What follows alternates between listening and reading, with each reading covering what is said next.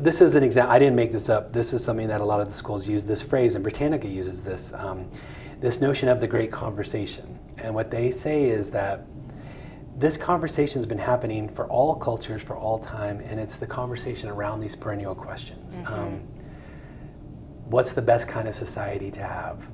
And so people have been struggling with that question since there have been societies at all. Yeah. And they grapple with this, is a monarchy best? Oh, here's how it is best in the sense of you can get things done fast. It's not best when you have a tyrant. Here's how a democracy is best, et cetera, et cetera. So this conversation, these authors are talking to each other over millennia, over geography, and they address each other sometimes very specifically. They'll say, oh, like Descartes is addressing Aquinas and Aristotle very directly.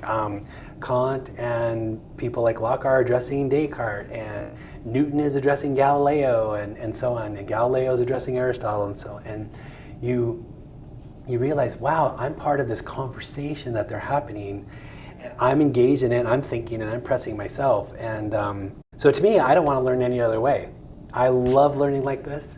And the camaraderie that happens in these rooms, people become lifelong friends because you're grappling with the most important stuff. Yep.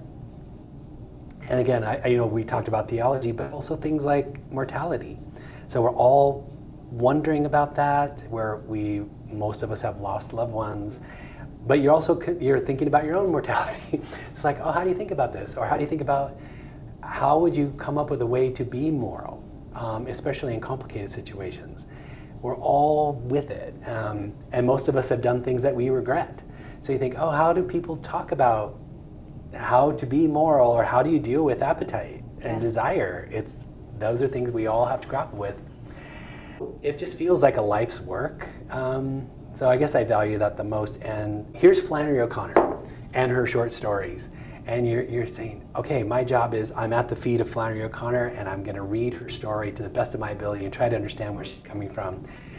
And it feels like you get to be friends with the best minds the world has produced. Yep. It feels great. So I guess I do love that about that. And I also think we're doing something that I hope we're fostering a way of being in community that it's more thoughtful than without it, and that's what I'm really striving towards. I mean, we all are in some very important, and you are in your own work. You're saying, let's come in a place where we're as authentic as we can be, as compassionate as we can be, but in a way that we're neighbors, we're here, we're in it together, we're like global neighbors, but we're local neighbors.